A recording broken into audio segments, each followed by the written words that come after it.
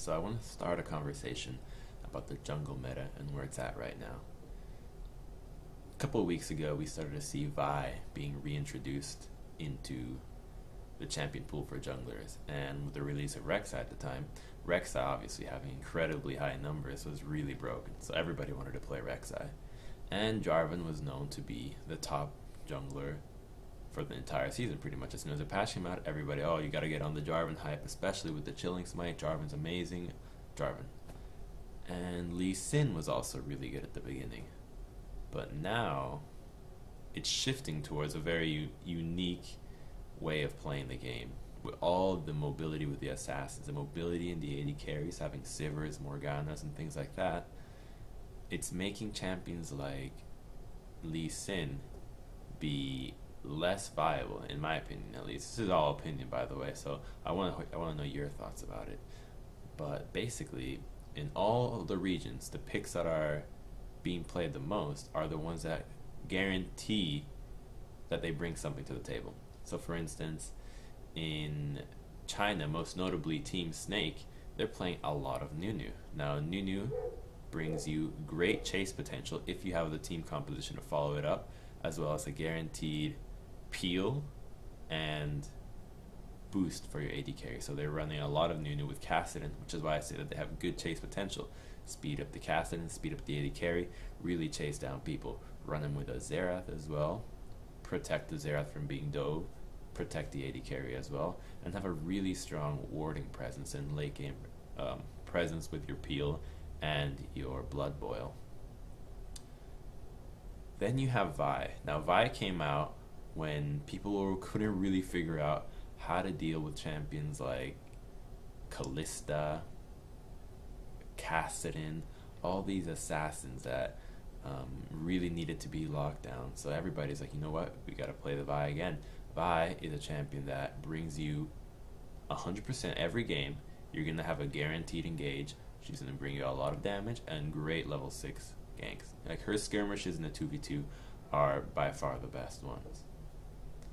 And then you have Jarvan, which guaranteed you're 100% getting this when you pick that champion. You have excellent CC, excellent engage, great peel if you need to use it as peel, a guaranteed attack speed boost for your team, the slows, and to top things off, you also have the fear that a Jarvan pick instills in the enemy, and the fact that unlike most other junglers, you can go for crazy ganks. You can go for Gromp to bottom. Like, nobody expects that. You can do red to bottom, red to top, anything. Jarvan has a lot of flexibility in his route, and that forces the enemy to play a lot more passive. He can burn flashes like no other. And then you have Lee, which is the one that I want to talk about the most, which Lee Sin is a champion that can bring you pretty much anything you need. He's got great skirmish, great engage, great damage, great objective control. He's a good bruiser kind of tank. He can be peel, he can be all sorts of things. But you don't get that guaranteed when you pick that champion. Maybe the opponents don't pile up. Maybe you can't find that crazy engage. Maybe you're just not up to par that game. You're having a sloppy game and you can't perform to the level that the champion needs to be performed at to match the other champions. And that's why I think that Lee is falling off. You see him in some games in the NA, but I think that the matches that he succeeds are really one-sided. You don't see him in a very, very even matches. And you see him in Korea as well, and very seldomly in China. And I just think that that's attributed to that, because he's just very difficult to pull off. The jungler has to be very confident that day and just being able to be better than the other guy at all times. If you can do that, he's still the best jungler, obviously. But he's a risk, while picking champions like Jarvan, Nunu, Vi are not as risky and can be just as rewarding. But obviously Lee can be a little bit more rewarding if you get him a crazy 5-man kick or these tower dives or all the plays around the map because of his mobility. And then Rek'Sai, Rek'Sai is falling off, but I think the thing about Rek'Sai is that she's still new and people are still figuring out ways how to play Rek'Sai. And what I mean by that is, most importantly, her ultimate and flanks with her burrow tunnel ability and how to create tunnels. People haven't figured out, you know, the best route that you want to create with tunnels, how you want to spread your tunnels around the map, how you want to use them creatively, because she has a lot of creativity in her kit in terms of the mobility and how to use your ultimate. So I think that she still has a lot more growing room. But for now, I think that the best way to play her right now is you pick her in more, not so much for a split pushing, because the issue I have with the Rek'Sai split push is that if your team comp is fragile, you need to be there at that time, and you need to make sure that your team, if they get engaged on, are on a tunnel. So that means that you need to be creating a network of tunnels where your team is going to be, and then go into another lane and hope that the fight ensues around that tunnel location. Otherwise, you're just going to be in a completely different area of the map. So I'm not too fond of that. I just think that her ultimate should be used to just farm as much as you can, just like they call it the farm alarm. Just use that all the time and just start farming, and guarantee yourself having a pretty decent front line with a great peel, great backline diving, and be more generous with that. And then Rengar, obviously, which North America isn't able to pull off. But I think the problem with Rengar is not that the North American Rengars are bad. I see plenty of North American Rengars be successful in scrims, in solo queue, everywhere really. But when it comes down to the team environment, it just doesn't click in the LCS for some reason. You know, the vision's not there. Maybe they overcommit for one thing. Maybe their build is too greedy and goes too much damage, because that's really the build you go in solo queue. So I think that Rengar still needs work, but he's difficult to play against versus mobility teams like that have Sivir, Morgana, things like that, and really force you to group. If your team comp can't deal with a group 5-on-5 and you fall a little behind, it's pretty difficult to play the Rengar off, which is why you don't see him as much. And then I'm curious as to the introduction of a couple of new champions. The first one being the Olaf jungle. Now, with heavy CC coming back into the picture with Annie, which does not offer good mobility, Vi is kind of mobile, but offers more CC, Lissandra, things like that. You can put an Olaf into your team comp, maybe add some speed with your Sivir or a little Black Shield with Morgana, protect your other parts of the team. You're able to mitigate a lot of the crowd control. Now, Olaf inherently is not a very solid champion because he does get squishier when his ulti goes off.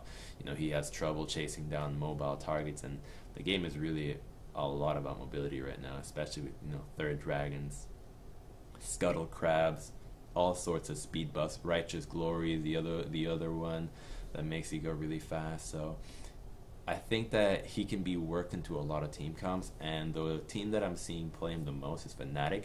And usually when they play Olaf, it's against team compositions that do not have a lot of mobility. Like, you're not going to pick an Olaf into a Kassadin and like a Kassadin and a Corki, because you're not going to, like, Kassadin, Corki, Thresh, things like that. I mean, I guess Thresh is not that bad, but Janna, like, that's a good example. Like, you don't want to go into team comps like that because you just don't bring that much to the table, especially because as the game scales down, goes late game, you're just a big beefy frontline that dishes out damage but not enough CC. So you need to pick him in a really heavy engaged CC comp and make sure that the opponent cannot slip away.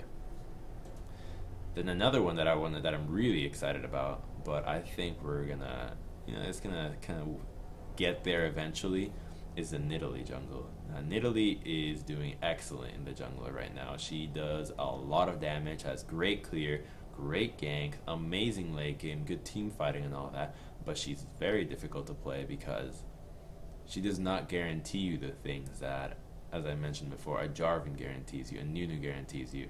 If you miss a spear, you are useless for that time. You're just a squishy champion that has a heal that you're not even maxing first. So she's very snowbally and very dependent on the skill that the person playing her is at that game. Just like Lee Sin.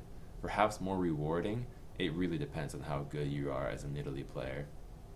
I haven't experimented with her, but I've seen enough to know that she's very good.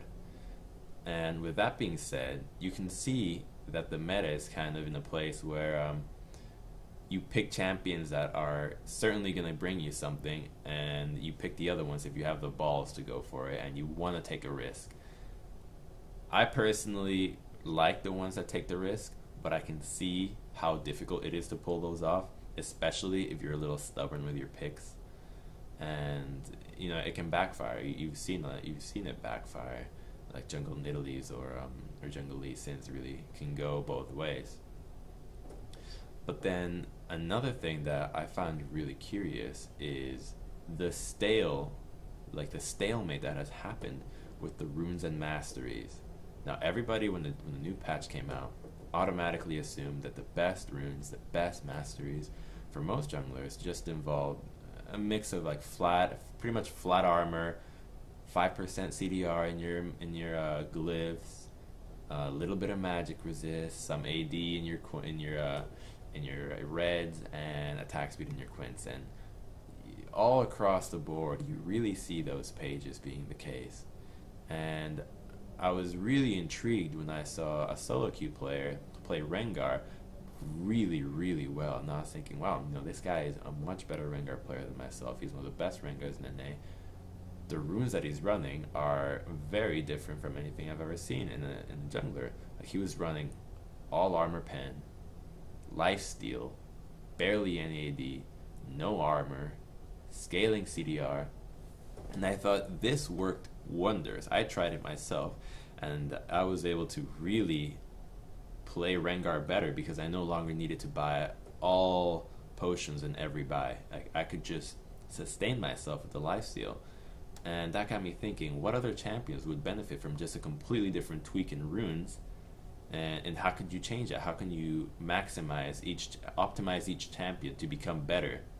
And when I was in Korea a couple of months ago, one of the things that stood out for me was some players were trying out a different mastery set, which instead of taking the block damage, they would take the regen in the defense tree, because you'd go 21-9, they would take the regen to just regen more over the course of the jungle and essentially stay up higher health and just farm harder. And by that notion, they would not need to take the masteries to block the damage, because they would, in their minds, they would be a higher HP more of the time, more often than not. They would be higher level because they have an easier time farming. Now, I tried it out. I'm not a fan. I was not convinced by that one. Just because the flat damage block, it is very little, but so is the regen. So, you know, it's a balance. You really can go both ways on it. But as I mentioned before, the one thing that caught my eye was the runes that some people were taking, and the amounts of armor that were being invested into the rune pages. So for instance, you'd see these Jarvans, and I'd look at people playing Jarvan, and they'd be able to clear an entire jungle with using all potions and staying at very high health. I was like, this makes no sense. How are they able to do this? Well, it turns out a lot of these Jarvan players are not running any magic resist or any cooldown reduction, and they would be running just a mixture of all armor for the yellows, all armors for the blues. So they would be having plus 15 armor from the get-go, and then a lot of attack speed, and even some lifesteal to be able to sustain themselves through the entire jungle. I thought that was really interesting, because the armor also offered you an immense power when you fought the other jungler, because obviously all the junglers right now are physical damage. So you having that extra 6 armor really makes a difference. And having your 10 armor at level 1 from your flag makes that Jarvan have a really high level 1 armor. And just throughout the early game, your armor levels are really high, making the tower dives easier. So if you go for a 3-man tower dive, you can tank better. If you go for a dragon, you can tank better. So what I wanted to do was just really experiment with this, and I haven't had the time because of the current living situation that I'm in to really play and experiment with that. But the one that intrigues me the most right now is just the attack speed, the armor pen, especially on Vi, because I used to run a lot of armor pen on Vi, and I really liked that one at the time. But the lifesteal, the attack speed, and then the armor glyphs, or the scaling cooldown reduction, which allows you to go for that common Warmox build that you see right now. And then speaking of builds, what we're seeing now is a tendency for junglers to be buying Sightstone. Now, I asked around while I was in Korea, and I came to the conclusion myself as well as to why the Sightstone and when is it good and when is it bad. And the most common scenario is that you buy a Sightstone when you are not the main tank of your team. Like if your job is to be a bruiser, like kind of an engage, like a Vi, but you have an AP top laner or a Jarvan. Let's say you're a Jarvan and you have an AP top laner. You should not invest in that Sightstone because your job is to tank for your team.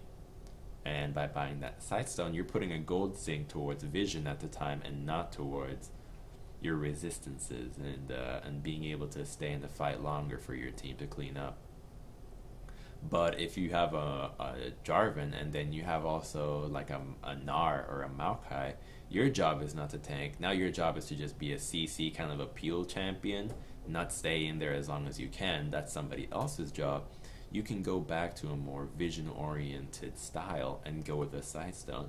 And I see a lot of players really kind of tunnel vision and just buy the Sightstone all the time. Sightstone, Sightstone, Sightstone. And even really early when that's not their job to do it. But there are obviously some champions like Lee Sin, which is one of the benefits of him, in being able to get a Sightstone all the time because it's part of his kit. He benefits from it regardless of being a tank or not. The mobility that he has, it adds a lot of playmaking capabilities.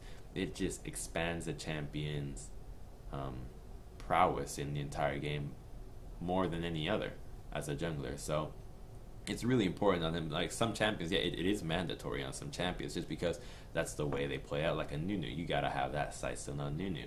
Some games you don't need to rush it though. For instance, like if you're really far behind and you need to be the tank for your team, you can go for a little bit more cooldown reduction. And I just want to promote a flexibility in people's champion pooled, people's builds, and people's setup for how to play the game, because that's really not what you see in some games, that people are lacking that flexibility and suffering from it because they could be playing a lot better or could be picking better champions.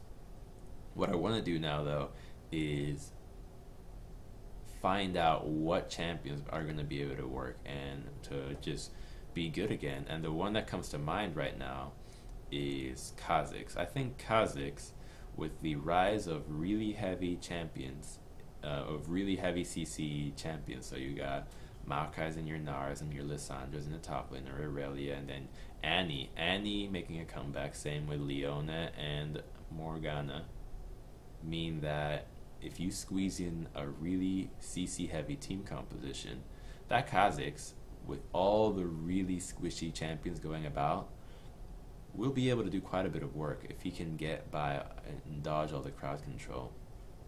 So I'm curious to try that one out more than anything, to be honest. And I know Gambit had been trying some Sejuani, but I just think that she's a little bit lackluster because, you know, she's just not that strong. They were able to run it beautifully, and I'd like to see them again pull it off to success. And for now, I just want to think about how the game is going to progress into a way that Kha'zix could work. So Vi came about because she's got great lockdown for assassins, for champions that need to be locked down, like a Kalista, a Zera, things like that. So she can dive, she can keep these champions locked down. And with the rise of that, Kha'zix would come about with heavy initiation comps, which is what we're seeing right now, and just a little bit of protect. So you could run a team composition that has got, let's say you have a Maokai top, you got your Kha'zix in the jungle, so now right off the bat you've got great kill pressure in the top lane, you've got a really good 2v2 in that area, then you put a Sivir and a Morgana, which is a really common lane right now, get a little black shield for the Kha'zix, make sure that he can go in safely, speed him up to go in really well, and then just put in a mid laner that can offer a little bit more protection for the guy. So, or not protection, better setup. So you can get say a Zera. I think a Xerath would work well in that, just being able to kind of poke from afar, and then when the fight gets going, either peel for him and Kha'zix can just take over.